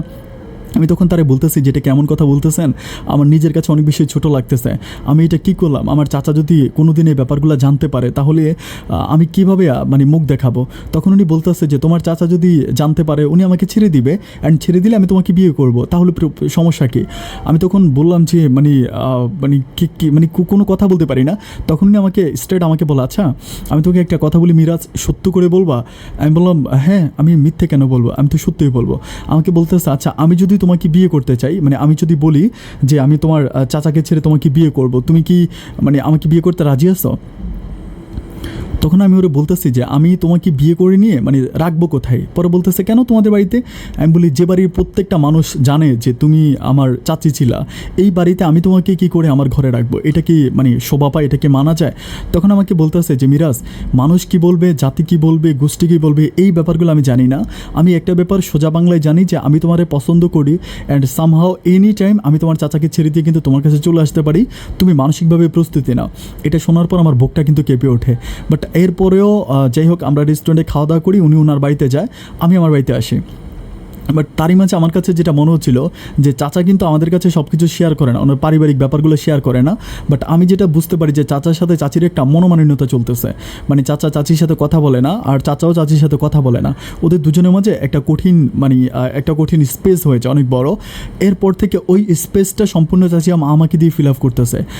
এভাবে আরও উনি আমাকে বেশ কয়েকবার আমাদের বাড়িতে নিয়ে যায় এবং আমার সাথে উনি আমার সাথে বিভিন্ন রকমের বাজে অ্যাটিটিউডগুলো করে। এরপরে একটা পর্যায়ে একদিন হচ্ছে আমার চাচা হচ্ছে তখন ইয়েতে যাবে, মানে উনি চিটংয়ে যাবে বলতে কি আমার চাচা তখন হচ্ছে ওই যে এনার্জি বাল্বের মানে ব্যবসা করবে, এনার্জি বাল্বের ব্যবসা, মানে এনার্জি বাল্ব উনি হচ্ছে চায়না থেকে নিয়ে আসে, মানে চায়না থেকে এনার্জি বাল্ব এনে এগুলোতে উনি নিজের একটা কোম্পানি খুলেছে, মানে কোম্পানি বলতে শুধুমাত্র লোগো আর কি। উনি এনার্জি বাল্বগুলো চায়না থেকে আনে, অ্যান্ড আনার পর ওইখানে লোগো বসায়, মানে লোগো বসায় উনি ব্যবসাটা করে। এটা উনি প্রায় 6-7 মাসের মতো করতেছে। তো এখন হচ্ছে উনি আবারও ইয়েতে যাবে, মানে উনি হচ্ছে মালগুলো আনার জন্য এতে যাবে, চিটংয়ে যাবে। তো যাওয়ার সময় আমাকে বলতেছে যে আমি চিটংয়ে যাচ্ছি, তুই যাবে কিনা আমাকে এটা বলে। তাই আমি বললাম যে না চাচা আপনিই যান, আমি যাব না। আমি এটা ওনাকে বলি যে না আমি যাব না, আপনি যান। তো উনি মালের জন্য চলে যায়। অ্যান্ড বিকেলবেলা তখন চাচি আম্মু হচ্ছে পুকুর পাড়ের ওইদিকে আসে। চাচি যখন পুকুর পাড়ের দিকে আসে, তখন পুকুর পাড়ে আসার পরে আমার বলতেছে মিরাজ তোমার চাচা তো চিটংয়ে গেছে, তুমি কি জানো? আমি বলি হ্যাঁ চাচা তো চিটংয়ে গেছে। তো বলে ও কিন্তু চিটংয়ে 3 দিন থাকবে। আমি বলি 3 দিন কেন থাকবে, মাল নিয়ে চলে আসবে, থাকবে কেন? তো বলতেছে থাকবে, ওর তো আবার কত গার্লফ্রেন্ড আছে না, ওগুলোর সাথে দেখা করবে। আমি বলি চাচি আপনার এই কথাগুলো শুনলে আমার অনেক বেশি খারাপ লাগে, কারণ আমার চাচার মাঝে এই ব্যাপারগুলো নাই, ছোটোবেলা থেকে ওনাকে দেখে আসতেছে। পরে বলে যে ছোটোবেলা থেকে তোমরা যেমনভাবে দেখো আমি আরও ভালোভাবে দেখছি, ঠিক আছে, আমার মতো করে তোমরা দেখো নাই। ওর ভিতরে যে একটা মানে কুৎসিত মন আছে, এটা আমি ছাড়া আর কেউ জানে না। পরে আমি বললাম যাই হোক এটা আসলে আপনাদের পারিবারিক ব্যাপার, এই ব্যাপারগুলো আমাকে না বললেই নয়। পরে বলতেছে আমাদের আর পারিবারিক তো কিছু নাই, এখন হবে তোমার আমার পারিবারিক। তখন আমি বলি যে আমার আর তোমার পারিবারিক, একটু হাসি। তো আমাকে বলে আজকে রাতে কিন্তু আমার বাসা আসতে হবে। আমি তখন বলি যে এটা কেমন কথা, এই বাড়িতে না। পরে আমাকে বলতেছে এই বাড়িতে না মানে এই বাড়িতে। আমি বলতেছি এটা কেমন কথা, মানে চাচা। পরে বলতেছে তোমার চাচা তো চলেই গেছে, তাহলে তোমার প্রবলেম কি? আমি বলি মানে কেমন জানি মনে হচ্ছে, মানে একটু দ্বিধাদ্বন্দ্বের ভিতরে পড়ে যায়। উনি বলে যে না রাত ঠিক 10টা থেকে 11টার মধ্যে খাওয়া দাওয়া কমপ্লিট করে চলে আসবা, আমি হচ্ছে পিছনের গেট খোলা রাখবো, মানে ওনার পিছনের গেট আছে পুকুর পাড়ের গেট। আমাকে বলে পুকুর পাড়ে এই গেটটা খোলা থাকবে, এটা দিয়ে ঢুকে যাবা, অ্যান্ড ঢুকে গেট লাগাই দিবা। আমি বললাম আচ্ছা ঠিক আছে। তো এরপরে আমি কি করি, ওকে ফাইন। আমি আসলে আমার কিন্তু ইচ্ছা ছিল না যাওয়ার মতো, বাট উনি যখন কল দেয় পরে আমি বলি আচ্ছা ঠিক আছে আমি আসবো। এরপরে আমি রাত 11টার দিকে যাই। যাওয়ার পরে খাওয়া দাওয়া কমপ্লিট করে আমি আমার ঘরের দরজাটা লাগে ওইখানে যাই। যাওয়ার পর আমি দেখি যে হ্যাঁ, একেবারে উনি হট টাইপের ড্রেস পরে মোটামুটি বসে আছে। তখন আমি বললাম যে আমি বসে আছি, আমি ওনার রুমেই বসে আছি। উনি বাইরে গেল। বাইরে যাওয়ার পরে আমারে বলতেছে যে আমার না রুমে ভালো লাগতেছে না। আমি বললাম মানে রুমে ভালো লাগতেছে না মানে? পরে বলতেছে আমরা একটু বাইরে গিয়ে বসবো। আমি বলি বাইরে গিয়ে মানে? পরে উনি বলে যে বাইরে আমাদের ওইদিকে মানে পাকঘরের ওইদিকে একটা সুন্দর জায়গা আছে, মানে পাকঘরের ওইদিকে মানে পুকুর পাটা এক পাশে, পাকঘরটা ওই পাশে, এই পাশে বসবো। তো আমি বলেছি আচ্ছা ঠিক আছে। তো উনি বলে যে এই ড্রেস পরে আবার বাইরে যেতে খারাপ লাগে। উনি ড্রেসটা তখন চেঞ্জ করে একটা 3 পিস পরে, 3 পিস পরে আমার সাথে এখানে আসে। এখানে বসে থাকে লাইক হচ্ছে 20-25 মিনিটের মতো। 20-25 মিনিটের পরে আমার বলতেছে যে মানে বারান্দার ওইদিকে যে আমাকে নিয়ে, মানে এখান থেকে বারান্দার এখানে যায়। বারান্দাটা কিন্তু সম্পূর্ণ খোলা, মানে বারান্দার এই গেটটাও খোলা, ওই গেটটাও খোলা, আর বারান্দার সামনে একটা গেট আছে। এই গেটটা কিন্তু ওদের বাড়ির এই গেটটা সবসময় খোলা থাকে। বাড়ির এই গেটটা কিন্তু কখনো বন্ধ হয় না, এই গেটটা সবসময় খোলা থাকে। তো উনি এই গেটটা খোলা, আর হচ্ছে এই গেটটা কিন্তু ওরা কখনো বন্ধ করে না। এটা 24 ঘন্টা, দিনটা 24 ঘন্টা খোলা। এটা মেন গেট। তো পিছনের গেট দিয়ে হচ্ছে আমি ঢুকেছিলাম, কারণ মেন গেট দিয়ে মাঝে মাঝে লোকজন হাঁটাচলা করে, কে আবার হুট করে দেখে ফেলে। এই ভয়ে আমি আর মেন গেট দিয়ে ঢুকি না, আমি পিছনে গেট দিয়ে ঢুকলাম। এখন ঢুকার পরে যখন চাচি আমাকে বলতেছে যে ঠিক আছে মানসিকভাবে প্রস্তুতি নাও। আমি বললাম যে মানসিকভাবে প্রস্তুতি মানে? পরে বলতেছে ওমা মানে নতুন জামাই নাকি, সব কিছু শিখিয়ে দিতে হবে। এইটা বলার পরে আমি তখন মানে উনি আমার হাত ধরে, আমি ওনার হাত ধরে, ধরার পরে আমি ঠিক যখন ওনার গায়ে হাত দিব, মানে আমি ঠিক যখন ওনার গায়ে হাত দিব ঠিক তখনই উনি হঠাৎ করে চেঞ্জ হয়ে যায় বলতে উনি হঠাৎ করে কেমন জানি মানে খারাপ ব্যবহার করতে শুরু করে। মানে খারাপ ব্যবহার মানে আমার সাথে বলতেছে এই তুই এখানে ঢুকলি কীভাবে? আমি তখন বলতেছি চাচি এগুলো কী বলতেছেন, তুই এখানে কীভাবে ঢুকলি, তুই কোন দিক দিয়ে ঢুকলি? মানে এটা নিয়ে উনি চিল্লাইতে শুরু করছে এমনভাবে যেন উনি আমাকে চিনে না, আমি যেন ওনাকে দর্শন করার জন্য আসছি। এমনভাবে চিল্লাইতে আসছে, ওনার মুখের দিকে তাকে আমি খুব অবাক। চিল্লানের একটা পর্যায়ে ঠাস করে আশেপাশ থেকে 8-10টা লোক চলে আসলো আমাদের গ্রামের, এবং মেন গেট দিয়ে হঠাৎ করে আমার চাচা ঢুকলো, যে চাচা আজকে সকালবেলা চিটংয়ে গিয়েছিল মাল আনার জন্য। চাচা তখন ঠাস করে ঢুকে আমাকে পিছন থেকে ধরে ফেলে, অ্যান্ড 4-5 জন লোক আমাদের গ্রামেরই আমাকে এসে একদম এলোপাতারে ঘুষাইতে থাকে। চাচা আমার চাচিরে নিয়ে যায়, চাচি ভিতরে নিয়ে যায়, অ্যান্ড ভিতরে নিয়ে যাওয়ার পর আমি দেখতে পাই চাচির সাথে ওনার মানে প্রায় 5-6 মিনিট পর উনি বের হয়। এই ড্রেসটা পরে অন্য একটা ড্রেস, যে ড্রেসটা ছিল অনেক অংশ ছিঁড়া এবং হচ্ছে পুরনো একটা ড্রেস, এইটা পরে উনি বের হয়ে উনি কান্নাকাটি করতেছে, আমার চাচারে ধরে ইচ্ছা মতো কান্নাকাটি করতেছে। ইন দ্য মিন টাইম আমাদের গ্রামের সবগুলো মানুষ একসাথে হয়ে গেল, একসাথে হয়ে আমাকে উঠানের মধ্যে পিস মরা দিয়া বান্ধিয়ে দিল। আমাকে যখন বেঁধে ফেললো আমি কিছুই বুঝতে পারতেছি না যে আমার সাথে এগুলো কী হচ্ছে, কীভাবে হচ্ছে। ঠাস করে ওই সময় আমার চাচা এসে আমার মোবাইল ফোনটা নিয়ে যায়। আমার মোবাইল ফোনটা আমার কাছ থেকে নিয়ে উনি মোবাইল ফোনটা বন্ধ করে দেয়। মোবাইল ফোনটা বন্ধ করে ওনার পকেটে ঢুকে ওনার মোবাইল ফোনটা নিয়ে একদম মানে উনি আমার কাছ থেকে সম্পূর্ণ আমার মোবাইলটা সরাই ফেলে। আমি কিছুই বুঝতে পারতেছি না। সেকেন্ডের ভিতরে আমাদের এলাকার চেয়ারম্যান চলে আসে এবং মেম্বার চলে আসে গ্রামের যত মুরব্বি থেকে শুরু করে সব লেভেলের লোকগুলা। সবার কাছে চাচি তখন কান্নাকাটি করে একেবারে পুরো বাড়ি মাথায় করে ফেলার মতো অবস্থা। তখন আমার চাচা সবার কাছে বলতে আসে যে আমি আমার বউকে একা ঘরে রেখে চিটংয়ে গেছিলাম আমার মাল আনার জন্য। তো আমার গাড়ি মিস্টেক হয়েছে, আমি গাড়ি পাই নাই, গাড়িতে সমস্যা হয়েছে, আমি আবার বাড়িতে ফিরে এসে দেখতেছি যে আমার বউয়ের সাথে ও বারান্দায় বসে বসে দস্তাদস্তি করতেছে।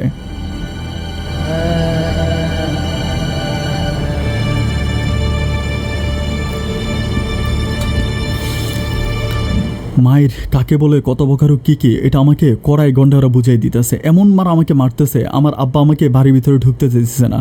ওরা মেইন গেটটা লাগাই দেয়, ভিতরে সবগুলো গেট লাগাই দেয়। ভিতরে 7-8টার মতো পোলাপাইন থাকে আমাদের গ্রামেরই, যেগুলোর সাথে আমার এত ভালো সম্পর্ক, অথচ এই পোলাপাইনগুলো পর্যন্ত আমার সেদিন কুত্তার মতো মারে। আমার এমন মারা আমার শরীরের চামড়া পুরো ভস্কায় দেয়, আমার গায়ে থেকে রক্ত পর্যন্ত বের করে ফেলে। আমি তখন প্রচুর পরিমাণ কান্না করি। আমাকে উঠানের ভিতরে হচ্ছে একটা জাম গাছ আছে, জাম গাছের নিচে বাইন্দা রাখে। সকাল হয়ে যাওয়ার পরে গ্রামের সব মানুষগুলো আসে, গ্রামের মধ্যে দরবার বসে।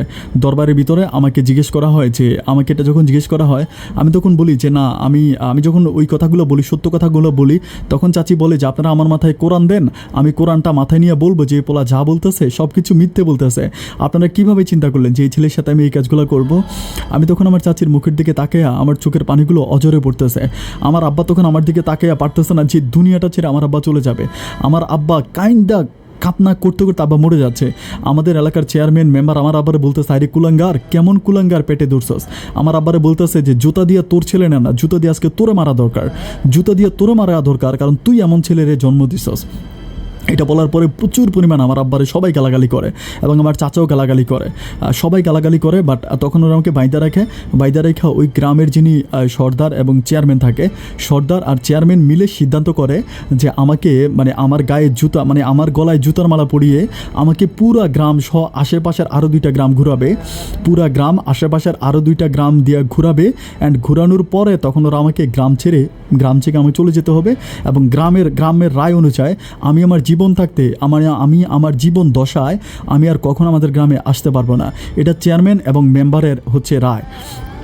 এরপরে আমার গলার ভিতরে জুতার মালা পরানো হয়, সবাই জুতা দিয়ে জুতার মালা পরায় অ্যান্ড জুতার মালা পরিয়ে আমাকে ঘুরায়, প্রতিটা বাড়ির ভিতরে ঘুরায়।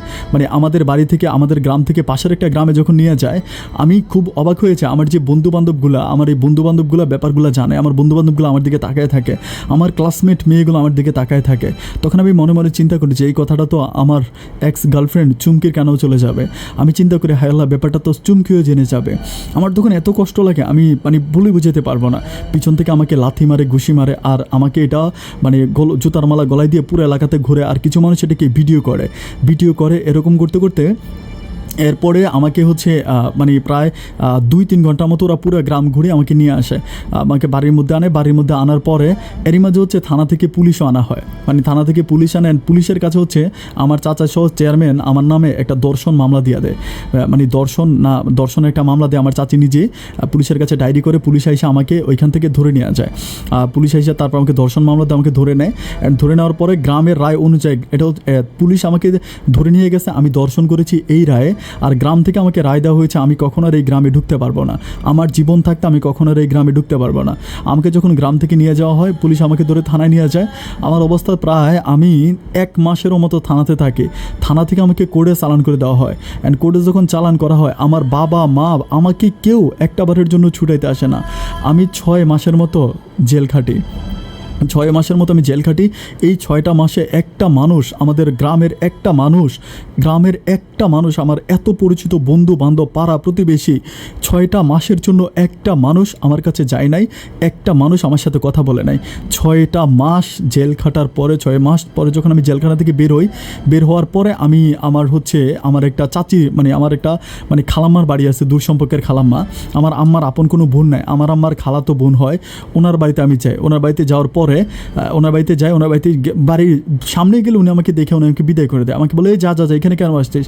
আমি বলি খালা আপনি আমার চিনতে পারেন নাই? আমাকে বলে যে তুই এখান থেকে বের হয়, বাড়িতে ঢুকবি না, তুই না পাক একটা ছেলে। আমি তখন বলি যে চাচি খালাম্মা কী বলেন এগুলো? পরে আমার সাথে খারাপ ব্যবহার করে আমি চলে যাচ্ছি। তখন পিছন থেকে এসে আমার বলতেছে এই শোন ডাক দেওয়ার পর আমি দাঁড়ানোর পর আমার বলতেছে তুই কোত্থেকে আসছিস আমার এটা বলে। তো আমি বলি যে আপনি তো আমার ঘরেই যাইতে দেন না, আমি কোত্থেকে আসছি তাহলে শুনবেন কেমন করে? পরে বলতেছে তুই নাকি এরকম করছো সত্য? আমি বলি আমি তখন আর কোনো কথা বলি না। পরে আমার বলে তুই কি জেলে গেছিলি? আমি বলি হ্যাঁ, আমি জেলখানা থেকে 6 মাস জেল কাটছি, আর 2 দিন আগে আমি জেল থেকে বের হয়েছি। পরে আমার বলতেছে তুই তোর বাপের কথা শোনস নাই? আমি বললাম যে আমার বাপের কথা শুনি নাই বলতে বাবার কথা কি শুনবো? পরে আমার ওই খালাটা আমার বলতেছে কেন তোর বাপ যে মারা গেছে তুই জানোস না?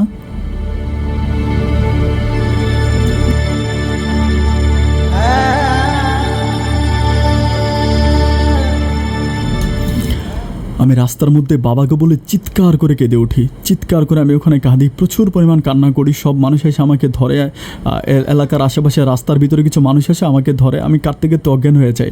তখন আমাকে উনি ঘরে নেয় না, ওই রাস্তার পাশে আমাকে শোয়ায় আমার মাথায় পানি টানি দেয়। প্রায় 1 ঘন্টার মতো আমি ওখানে কান্নাকাটি করি। আমি কী করি, দৌড়ে আমি ওইখান থেকে সরাসরি আমার বাড়িতে যাই। আমি আমার বাড়িতে ভিতর ঢুকানোর পর আমি উঠানে যাওয়ার পর আমি আমার মারে ডাকি, বাট আমার মা দরজা খোলে না। আমি মারে এত ডাকি আমার মা দরজা খোলে না। আমি সবারই পিচ্ছি, অনেকগুলো ছেলে থাকে আমাদের এখানে, ছোটো মানুষ, ওদেরকে বলি যে আমার আব্বারে কোথায় মাটি দিছস? তো সবাই আমার আব্বার কবরটা দেখে দিয়ে আমি দৌড়ে আমার বাবার কাছে যাই। অ্যান্ড কবরের কাছে গিয়ে আমি আমার বাবার কবরটাকে ঝরায় ধরে ইচ্ছা মতো কান্না করি।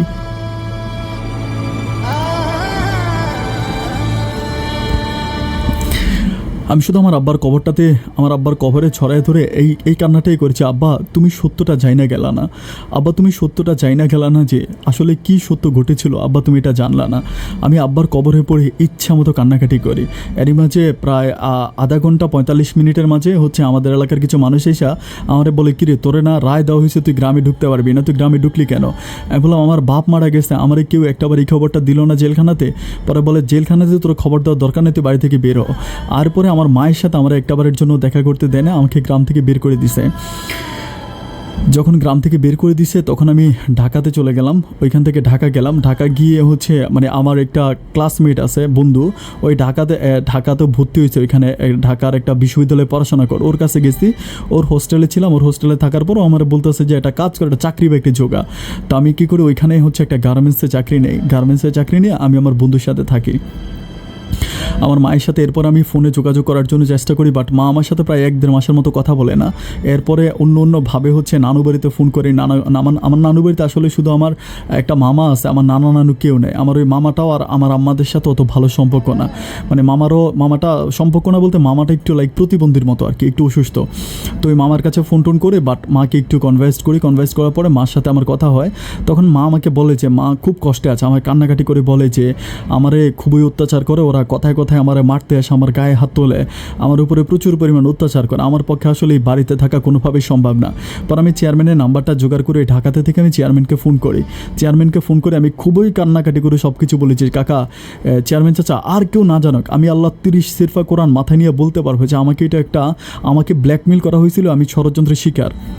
আমি তখন প্রচুর কান্না করি, এত কান্না করি যে আমি বলে বোঝাতে পারবো না। মানে তখন কান্না করার একটা পর্যায়ে উনি আমার বলতেছে যে তুই ঠিক আছে, তুই ইয়াতে আয়, কী কয় রাজশাহীতে আয়, রাজশাহীতে আসলে তোর সাথে আমার কথা হবে, কিন্তু আমার বাড়িতে আসবি না। রাজশাহী শহরে এসে তুই আমারে কল দিস, আমি সামনে শুক্রবারে রাজশাহী শহরে এসে কল দিলে আমি তোর সাথে দেখা করব। এরপর দিন আমি রাজশাহী শহরে যাই, মানে শুক্রবার 1-2 দিন পরে শুক্রবার, অ্যান্ড 2 দিন পরে আমি রাজশাহী শহরে যাই। শহরে গিয়ে ওনারে কল দেওয়ার পর উনি এসে আমার সাথে দেখা করে। তো দেখা করে আমি চেয়ারম্যানের পায়ে ধরে ইচ্ছা মতো কান্নাকাটি করি, প্রচুর কান্নাকাটি করি। আমি বলি এই দুনিয়াতে আর কেউ না জানুক, আমার আল্লাহ জানে, আর আমি একটা মুসলমান, আমার বাপটা মারা গেছে, আমি আমার মৃত বাপের কসম করে বলি আমার চাচি আর আমার চাচা মিলে আমাকে ষড়যন্ত্রে ফাঁসাই দিছে, আমি আসলে এগুলো শিকার, আপনি বিশ্বাস করেন। তখন উনি আমার বলতেছে যে দেখ তুই যেগুলো বলতেছস এই কথাগুলো কিন্তু আমিও জানি, কিন্তু আমি জানি কী করব, তোদের গ্রামের সব মানুষগুলো একসাথে হয়ে গেছে তো চাচার পক্ষে, তোর বাপের পক্ষে কোনো লোক ছিল না। আমি বললাম চাচার পক্ষে সব লোক হয়ে গেলেই কি আপনি চাচার পক্ষে চলে যাবেন? আপনি তো চেয়ারম্যান ছিলেন। উনি আমার বলে যে গ্রামের সব মানুষগুলো যখন তোর বিপক্ষে চলে গেছে তখন আমি একা তোর পক্ষে থাকতে পারি না। আমি তখন বললাম যাই হোক, যা হবার তা তো হয়ে গেল, এখন আপনি আমার উপর একটা ব্যবস্থা করেন, আমি কি করতে পারি? তখন উনি আমার বলে যে তোর এখন যে অবস্থা, আমি শুনছি তোর বাবা মারা যাওয়ার পরে নাকি তোর কাকা জাল দলিল করে তোদের ঘর বিটা জায়গা সম্পত্তি সব কিছু নিয়ে নিছে। আমি তখন বলি কি বলেন? পরে বলে হ্যাঁ এটা তুই জানোস না? আমি বললাম না, আমি এখন জানছি। পরে বলে এটা আমি জানি, মানে তহসিলদারের কাছ থেকে আমি জানতে পারছি, তহসিলদারের টাকা টুকা দিয়া গোষ্ঠোস খাওয়াইয়া কেমনে জাল দলিল করে তোকে ঘর দুয়ে সব কিছু দখল কিন্তু এখন তোর চাচার নামে। আমি বলি আমার বাপ মারা গেছে, সম্পত্তির মালিক আমি, আমার চাচা কীভাবে হয়? তো উনি বলে যে তোর আব্বা বাইচা থাকতে নাকি তোর চাচার নামে দিয়ে গেছে, তোর আব্বার জাল সিগনেচার বের করছে, কীভাবে করে ওরা জায়গা নিয়ে নিছে। তখন আমি বলি যে এইগুলো যে হচ্ছে, আপনি তো এলাকার একটা চেয়ারম্যান, আপনি কি আমার জন্য কিছুই করবেন না? উনি আমাকে বলেছে ঠিক আছে তুই থানায় যা, তুই মামলা দে। আমি বলি আমার নামে তো থানায় অলরেডি একটা মামলা দেওয়াই আছে, আমি আবার থানায় গিয়ে কী মামলা করব? পরে বলে যে দেখ আমি ওইভাবে কোনো সহযোগিতা করতে পারবো না, কারণ আমি যেটা করছি এখন আর আমার পক্ষে এটাতে কিছু করা সম্ভব না। এটা বলে উনি চলে যাওয়ার পর আমি ওনাকে কন্টিনিউ এভাবে 2 দিন পরে ফোন দিই যে চেয়ারম্যান চাচা কিছু একটা করেন, মানে 2 দিন পরে ফোন দেই। এভাবে আরও প্রায় ওনার সাথে আমার 1 মাসের মতো কথা হয়। 1 মাস পরে উনি একদিন আমার মোবাইলে আমাকে প্রস্তাব করে যে তুই যদি আমার একটা কথা রাখিস, আমার একটা কথা শুনিস, তাহলে আমি হচ্ছে তোদের জায়গা সম্পত্তি সব কিছু আইনা দিতে পারবো, এবং তোর চাচার উপর আমি প্রচুর পরিমাণ অ্যাকশন নিব, এবং আমি ওকে জেলের ভাত খাওয়াবো। তখন আমি বললাম যে আপনি যেটা করতে বলেন আমি সেটাই করব, আমি মানে আপনার কথাই রাখবো, এবং আপনি যেটা বলবেন আমি সেটাই করব। ঠিক আছে কী করতে হবে আমাকে একটু বলেন। তখন উনি আমাকে বলতেছে তুই যদি আমার বাইস্তি, মানে ওনার হচ্ছে ছোটো ভাইয়ের মেয়ে, বলতেছে তুই যদি আমার বাইস্তি, ছোটো ভাইয়ের মেয়ে একটা, তুই যদি আমার বাইস্তিকে বিয়ে করিস তাহলে হচ্ছে আমি এটা সব কিছু আমি তোর এটা ঠিক করে দিব। আমি জানি আপনারা হয়তো অনেকে চিন্তা করতেছেন যে চেয়ারম্যান তার ভাইস্তিকে আমার কাছে কেন বিয়ে দিচ্ছে। আসলে চেয়ারম্যানের ওই ভাইস্তিটা শুধুমাত্র ভাইস্তি না, চেয়ারম্যানের ওই ভাইয়ের মেয়েটা ছিল একটা প্রতিবন্ধী। মানে প্রতিবন্ধী বলতে হাঁটতো, পা বাঁকা করে হাঁটতো, আর হচ্ছে উনি শ্যামবরণ ছিল, আর সবচেয়ে বড় কথা হচ্ছে বোবা মেয়ে ছিল, মানে সম্পূর্ণ প্রতিবন্ধী ছিল, সম্পূর্ণ প্রতিবন্ধী। আমাকে বলতে আসছে যে তুই যদি ওকে বিয়ে করিস তাহলে আমি এটা সব সমাধান করে দিতে পারবো। আমি বলি, আমি তখন সাথে সাথে চেয়ারম্যানকে বলতেছি যে আপনার ওই ভাইস্তিকে বিয়ে করতে হবে কেন? আপনি যদি আমাকে 90 বছরের বয়সে একটা বুড়িকেও বিয়ে করতে পারেন আমি তাও করতে পারবো, শুধু যদি আমি আমার বাপের বিচার করতে পারি, আমার বাপের মরার প্রতিশোধ আমি নিতে পারি। তখন আমার বলে যে ঠিক আছে, তাইলে তুই যদি এটাতে রাজি থাকস আমি কোর্টের মাধ্যমে ওই ওরে তোরে বিয়ে করাবো এবং ওই জায়গা সম্পত্তি আমি তোর সব কিছু ফিরিয়ে দিব। আমি এটা নিয়ে থানায় মামলা করব এবং তোর চাচার আমি উল্টা জেল খানাবো। আমি তখন ওনার এক কথায় রাজি হয়ে যাই। রাজি হয়ে যাওয়ার পরে উনি এর প্রায় 5-6 দিন পরে আমি কী করি, আমার কোনো আত্মীয় স্বজন নাই, উনি ওনার ভাই, তারপরে ওনারা পারিবারিকভাবে 5-6 জন আসে। আইসা রাজশাহী কোর্টের ভিতরে ওনার বাইস্তির সাথে আমার হচ্ছে 6 লাখ টাকা কাবিনে বিয়ে হয়। বিয়ে হবার 2 দিন পরে উনি আমাকে বলে যে তুই আসবি, আমি তোকে নিয়ে তোদের বাড়িতে যাব। তখন উনি একটা দরবার ডাকে, আমাদের বাড়িতে দরবার ডাকার পরে উনি আমাকে 2 দিন পরে দরবারে হাজির করে। আমি যে ওনার মানে 22 থেকে বিয়ে করছি এটা সম্পূর্ণ গোপনীয়। চেয়ারম্যান আমাকে বলে দিছে যে এটা তুই তোর এলাকার কাউকে বলতে পারবি না, তুই এটা কাউকে বলতে পারবি না, এটা তুই জানবি আর আমি জানবো। আমি যখন তোকে জানাইতে বলবো মানুষকে তুই তখন জানাবি। এরপরে উনি কী করে জানায়, আমাকে দরবারে নিয়ে যায়। দরবারে নিয়ে যাওয়ার পরে চেয়ারম্যান তখন সম্পূর্ণ আমার পক্ষে চলে আসে। আয়সা বলে যেটা কিন্তু সম্পূর্ণ অন্যায়, ছেলেটার বাবা মারা গেছে, তাকে জেলখানার মধ্যে একটাবারের জন্য কেউ খবর দেয় নাই। তাকে খবর দিলে থানা থেকে তারা কিন্তু দেওয়া হইতো তার বাপকে মাটি দেওয়ার জন্য, এটা দেওয়া হয় না। ছেলেটাকে বাড়ি থেকে বের করে দেওয়া হলো। আনা বাতাসে গাঙ্গের পানি লড়ে না, বাতাস আসলে পুকুরের পানি লড়ে। সুতরাং ছেলেটার কোনো মানে ওনার ওয়াইফে ধুতে দেওয়া তুলসী পাতা শব্দ ছেলের এইটা মানা যায় না। তখন চেয়ারম্যান বিভিন্ন রকমের কথা বলে যে গেট ছেলে যে ঢুকলো ওই মহিলা তো ঘরের ভিতরে থাকার কথা, এই মহিলা কেন ঘর থেকে বের হইলো? এই মহিলা ঘর থেকে এত রাতের বেলায়, রাত 11টা 11:30 বাজে, যেহেতু তার জামাই নেই, ওই মহিলার যেহেতু জামাই নেই, তাহলে জামাই নাই বাড়িতে, এই মহিলাটা কেন রাত 11টা বাজে বারান্দায় আসলো? বারান্দায় এসে গেট কেন খুললো? ওদের বারান্দা তো লাগানো ছিল, গেট কেন খুললো? গেট না খুললো তো এই ছেলেটা ভিতরে ঢুকতে পারতো না। তখন চেয়ারম্যান এমন কিছু পয়েন্ট দিয়ে ধরার পরে গ্রামের মানুষ বলতেছে হ্যাঁ ঠিকই তো চেয়ারম্যান, তো বলতেছে যে ঠিক আছে এখন থেকে মিরাজ হচ্ছে ওর বাড়িতে থাকবে, ওরে কেউ ডিস্টার্ব করবে না। তখন থেকে আমি আমাদের বাড়িতে থাকতেছি। অ্যান্ড তখন তারই 5-6 দিন পরে চেয়ারম্যান আমাকে বলতেছে যে তুমি একটা কাজ করো, তখন পারিবারিকভাবে তোমার আম্মাকে নিয়ে তুমি আমার 22 থেকে উঠে আনো। তখন আমি পারিবারিকভাবে আমার মাকে নিয়ে আমার মানে চেয়ারম্যানের 22 থেকে উঠে আনি আমার বাড়িতে। অ্যান্ড তখন তো আমার চাচার কোপাল আসমানে উঠে, যেটা জানার পরে চাচা আমার সাথে অনেক রকম সম্পর্ক করার জন্য ট্রাই করে, যে যা হবার তা হয়েছে, তুই তো আমার ভাতিজা, আমাকে বোঝানোর জন্য ট্রাই করে, কিন্তু আমি চাচার কোনো পক্ষে আসি না।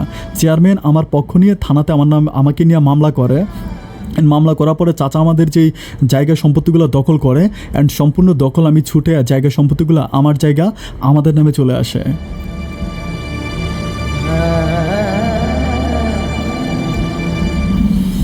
আমার ওই প্রতিবন্ধী বউয়ের ঘরে একটা সন্তান হয়, আমি এখন ভালো আছি এইটা আমি বলতে পারবো না আপন ভাই। আমি আপনার জীবনের গল্পগুলোকে খুব পছন্দ করি। আমি আমার বুকের ভিতর যেই কষ্ট জমা আছে, আমি চিন্তা করি যে আমার কষ্টটা যেমনই হোক, আমার চেয়েও আরও বড় বড় কষ্ট নিয়ে এই পৃথিবীতে মানুষ বেঁচে আছে। ওই মানুষের কষ্টের কথাগুলো আপনি তুলে ধরেন, আমার অনেক ভালো লাগে আপন ভাই। আমি আমার নিজের কষ্টের কথাগুলো আপনাকে বললাম, আপনি যদি পারেন আমার কষ্টের কথাগুলোকে শেয়ার করবেন। আপন ভাই আমি আপনাকে সিক্রেট একটা কথা বলতে চাই, আমার ব্যক্তিগত জীবনে আমি এখন সুখে নাই। আমার মতো স্মার্ট একটা ছেলে এরকম একটা প্রতিবন্ধী মেয়েকে নিয়ে গিয়ে সংসার করতেছি, আমি না পারতেছি আমার সংসারটা ঠিকমতো করতে, না পারতেছি এই সংসারটা ছেড়ে দিতে। আমি খুব বিপদে আছি আপন ভাই, আমি জানি না কখন কীরকম সিদ্ধান্ত আমি নিয়ে নিব, বাট কেন জানি আমার আমি বুঝতে পারতেছি না। হঠাৎ করে ওই রকম চাচার উপর প্রতিশোধ নেওয়ার জন্য আমি চেয়ারম্যানের কথায় সেদিন রাজি হয়ে চেয়ারম্যানের প্রতিবন্ধী 22 থেকে বিয়ে করে ফেলছি, কিন্তু সংসার জীবনটা আমার ভালো যাচ্ছে না। আমি তাকে নিয়ে কোথাও যেতে পারি না, কোথাও কারোর সামনে যাইতে পারি না। এটা নিয়ে আমার নিজের কাছে অনেক বেশি লজ্জা লাগে বা খারাপ লাগে। আপন ভাই আপনি আমার এই কথাগুলো ক্ষমা দৃষ্টিতে দেখবেন, কিন্তু আমার এই কথাগুলো বাস্তব, আমি বাস্তব কথাগুলো বলেছি। আমি পারলে আপনারা বলতে পারতাম যে ভাই আমি আমার বউকে অনেক ভালোবাসি, আমি সুখে আছি, এই কথাগুলো বললে মিথ্যে হতো। আমি সত্য কথা বলতেছি আপন ভাই, আজ আমার জীবনটা সম্পূর্ণ নষ্টের পথে। আমি জানি না আমি কখন কোন ধরনের স্টেপ নিয়ে নিব। আর আমার উপর এখন চেয়ারম্যানের সম্পূর্ণ ছায়া আছে। আমি যদি ওর ভাইস্তির সাথে কিছু করি, চেয়ারম্যানের ছায়া আমার উপর থেকে কেটে যাবে। আমি জানি না আমার ভবিষ্যৎ কী হবে। আপন ভাই আপনার কাছে দোয়া চাই, আর আমার জীবনের গল্পটা আপনি প্রচার করবেন। যদি প্রচার করেন তাহলে মানুষজন আমার গল্পটা শুনে অন্তত কিছুটা হলেও শিক্ষা পাবে। আপন ভাই আপনি অনেক ভালো থাকবেন। আসসালামু আলাইকুম।